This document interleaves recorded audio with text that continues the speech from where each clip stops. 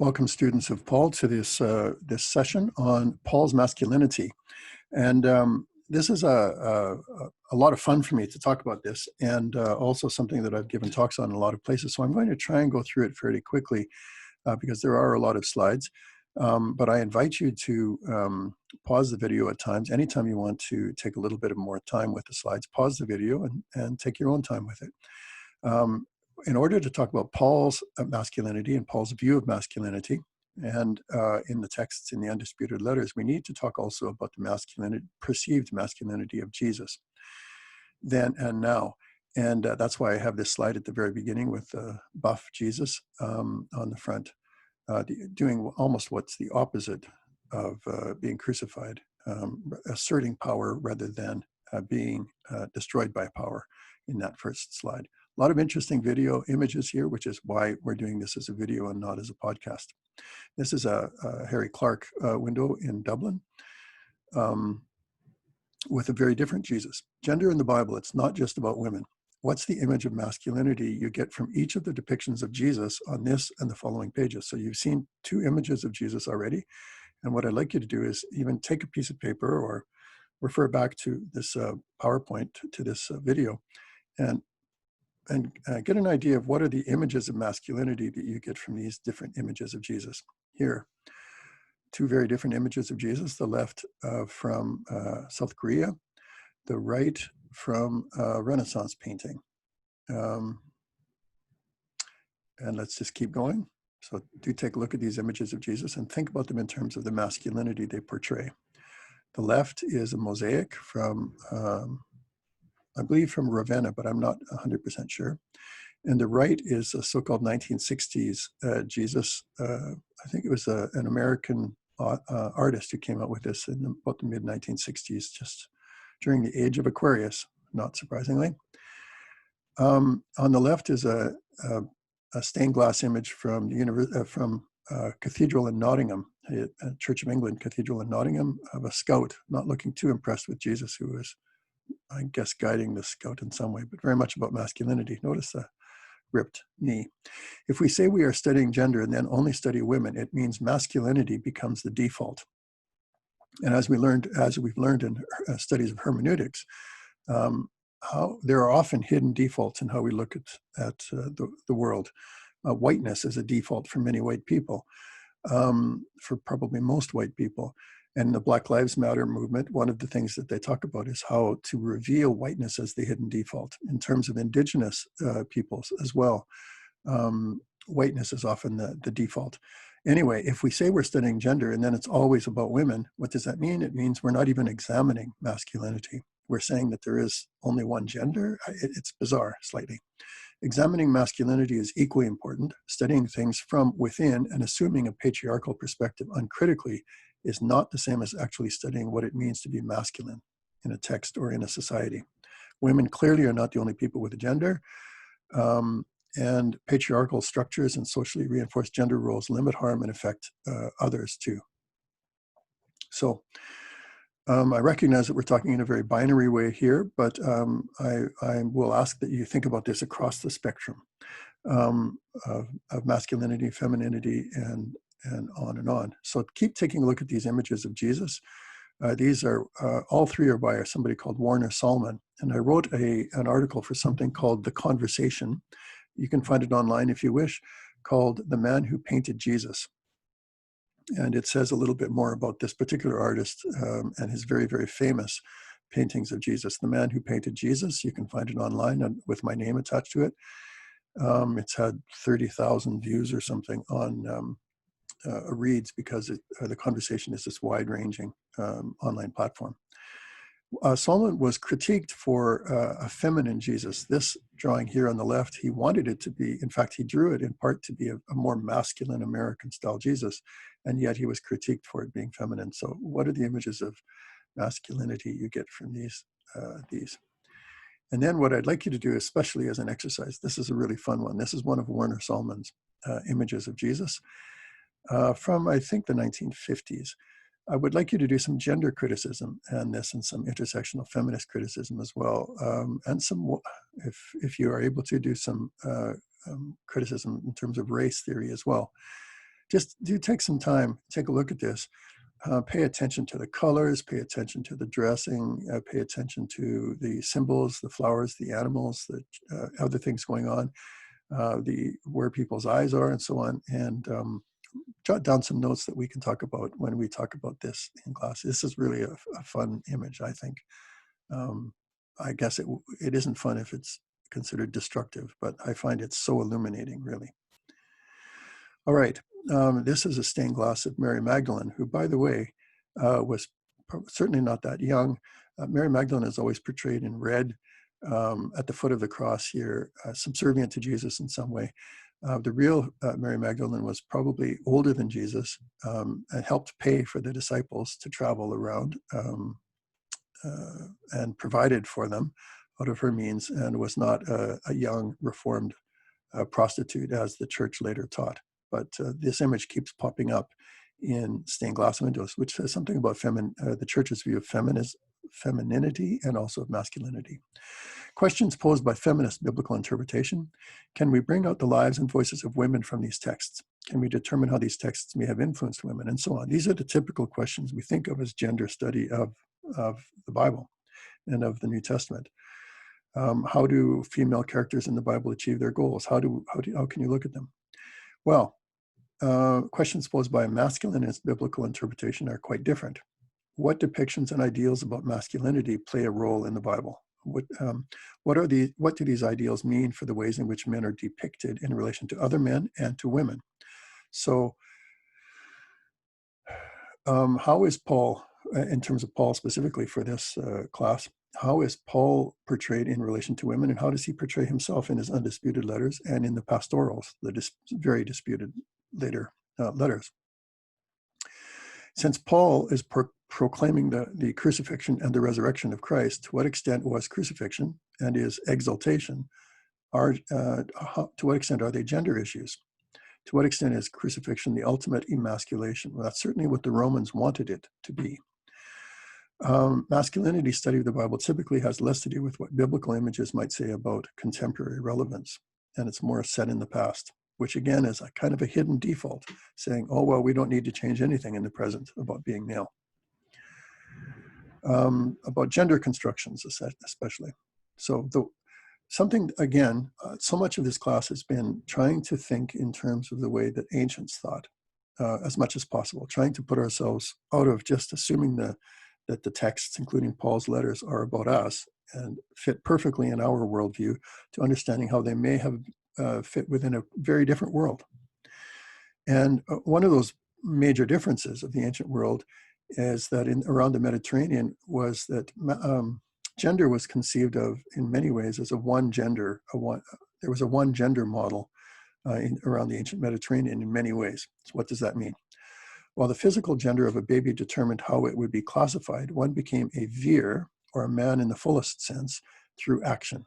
So how were you a man? You became a man. You weren't born a man in the ancient world. You became a man.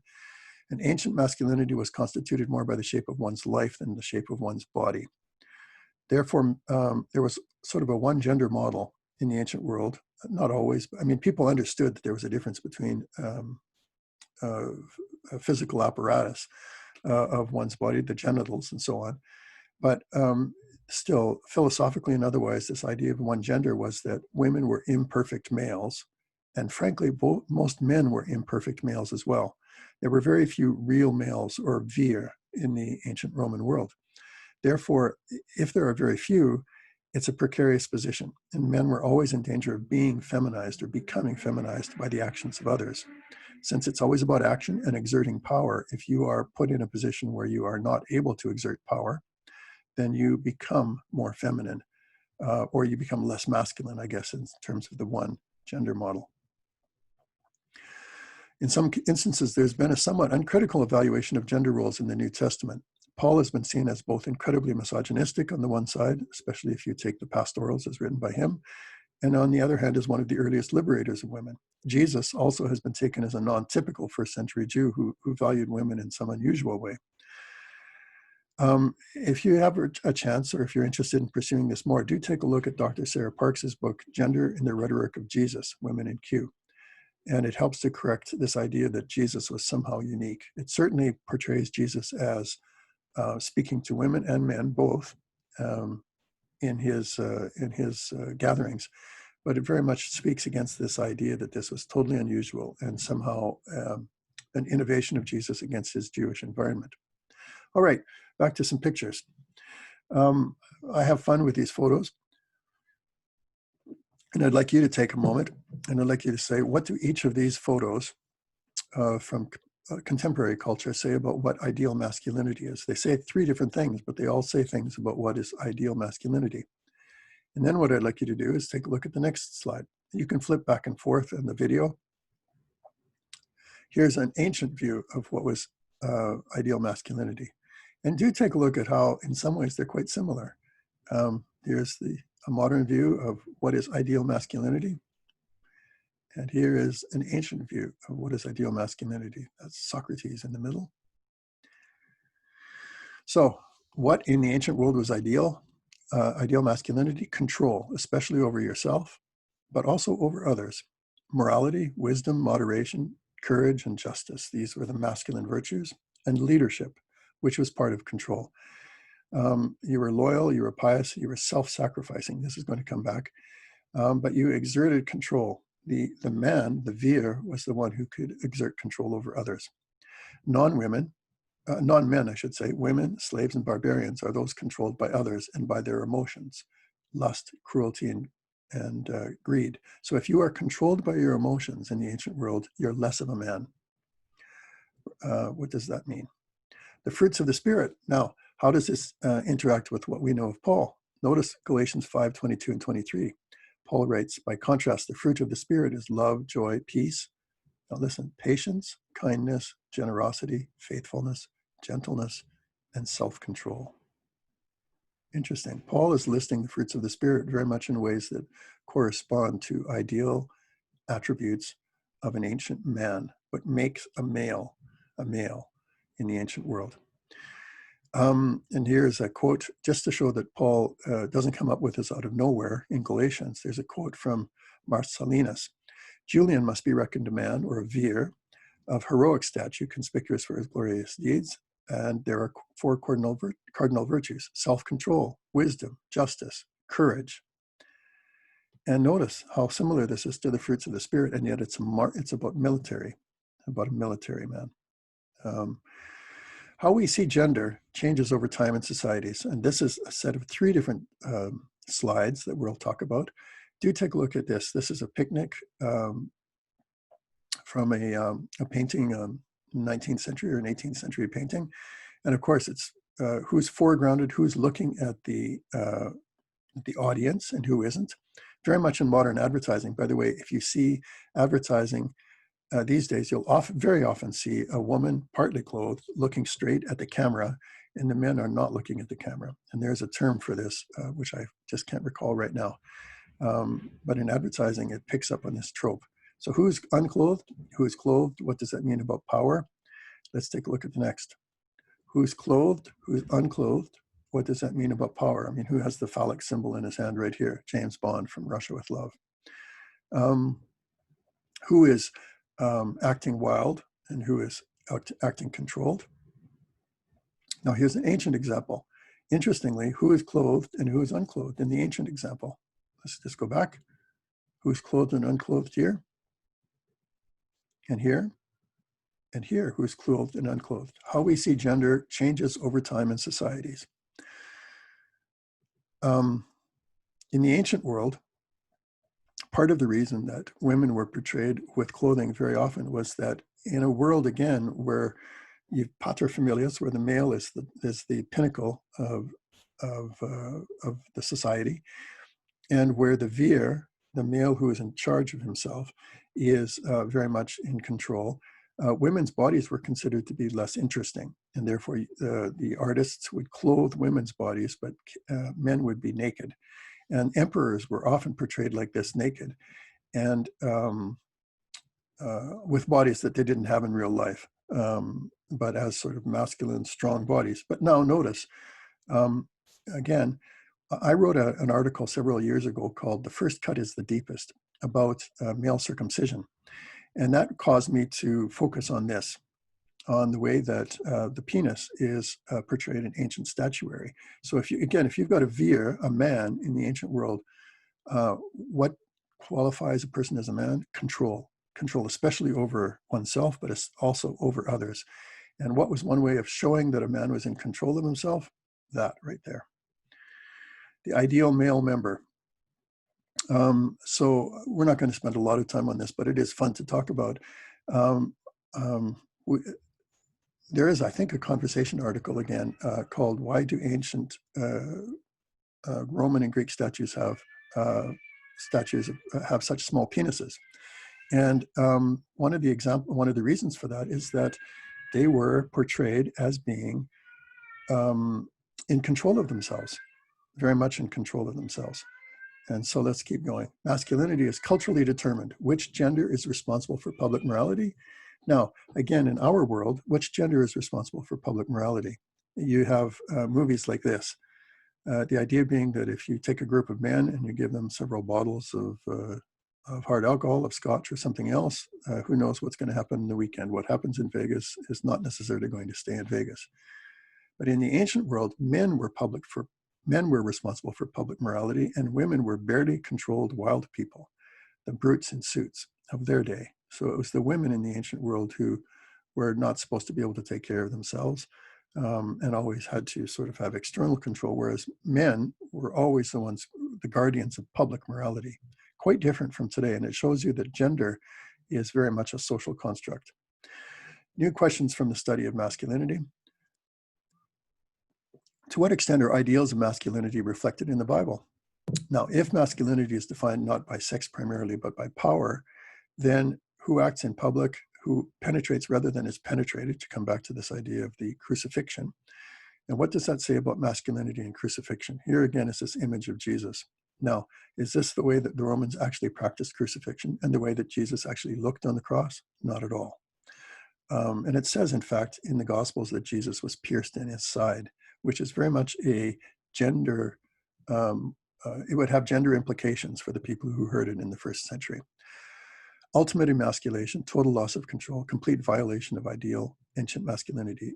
This person is a vir, as they're portrayed, but crucifixion created somebody who was definitely not a vir. How did the New Testament authors handle this? Well, Paul, how does he handle it? Was Paul really so countercultural in his understanding of his own or of Jesus's masculinity? Or did his message really speak out against hegemonic Roman ideals?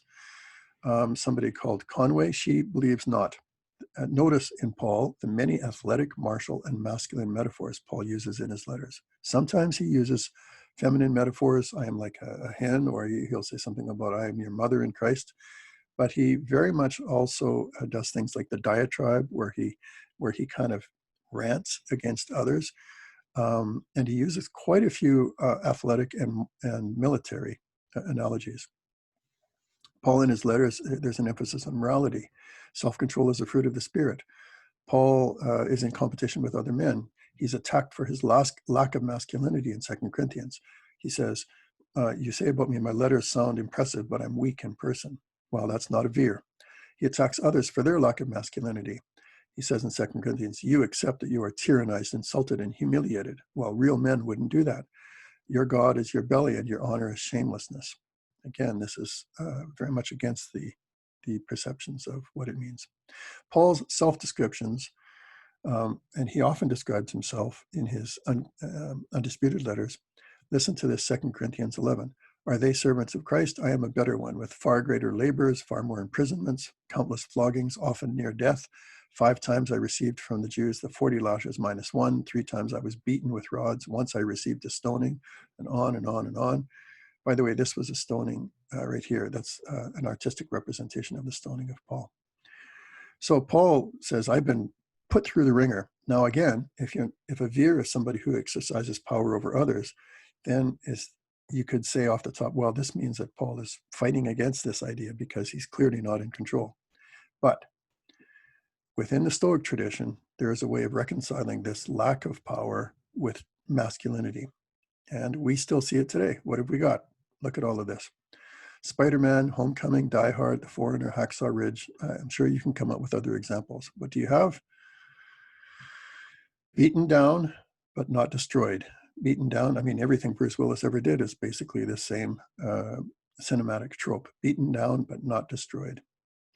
And again, if you think it's only there, self-sacrifice. What have we got on the right? The new James Bond, or at least for now, Daniel Craig and Harry Potter.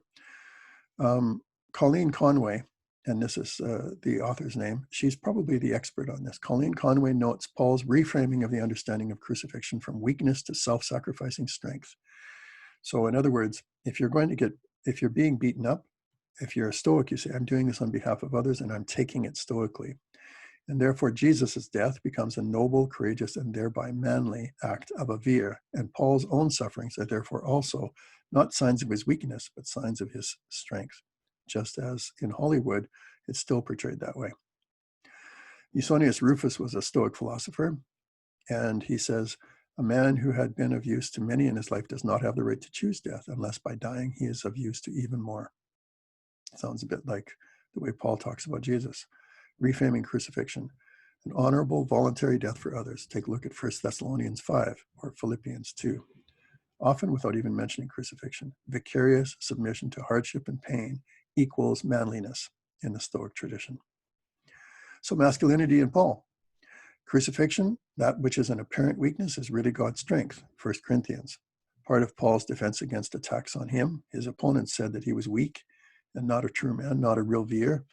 Well, Musonius Rufus, how good is it that we are steadfast and persevere when we know that we are suffering for a good cause to help our friends or our city or defend our wives and children, or to become good and just and full of self-control, a state that no man, no vir can reach without deprivation. Masculinity in Paul, emphasis on the male anatomy. Paul was obsessed with circumcision, at least in Galatians, and certainly it shows that his audience is primarily male. But let's talk about the conclusions. Many of the ideals related to masculinity in light of Stoic philosophy are confirmed in Paul. Crucifixion is framed within existing ideas about suffering and death by Paul. Does he actually come up with a new philosophy about crucifixion? No, he more casts it in terms of this masculinity that attaches to those who are Stoic. Faith in Christ as a way of achieving masculinity, and God's weakness shown in crucifixion and its mimesis or its imitation by Paul is really strength. Masculinity and resurrection, and the proof for Paul is in passages like at the end of 1 Corinthians, where Paul talks about the resurrection. He links the resurrection of Jesus to the proof of Jesus' true masculinity and his as he imitates Jesus, because Jesus will have the power to rule, and ruling is the ultimate validation or proof of masculinity in Roman society. It's very much a Roman masculine value. And what does Paul say that Jesus will do? He will rule. And who's going to be ruling alongside Jesus? Take a look at 1 Corinthians chapter 6. We will be ruling with Christ, he says. So our understandings of masculinity have clearly changed since the time of Jesus and of Paul. Now, what new understandings of masculinity are possible applying the understandings of the New Testament to our present day? That's a question I'd like to leave with you. So just to point out again, talking about gender in the New Testament or in Paul is obviously not just about women, but also about men. Paul had very definite, his writing very much shows the lens of masculinity that he writes through in so many ways. In many cases, he's writing apparently only to men, as in Galatians, to male followers of Jesus. Masculinity and femininity are, gender is a fluid concept that culture affects very much. And we can see, and we have seen in this slide presentation, some of the ways in which it has been changed over time from the time of Paul to the present day. And finally, crucifixion, which you would think of as being against the Roman value of control, in fact, can be reframed by others, as Paul reframes it, as a Stoic act of self-sacrifice on behalf of others. So, and how might we reframe these things today? Again, that's the question I'd like to leave with you. Thanks for sticking with me through this rather longer presentation. I hope you've enjoyed it, and look forward to chatting with you if and when we meet in person. Talk soon. Bye for now.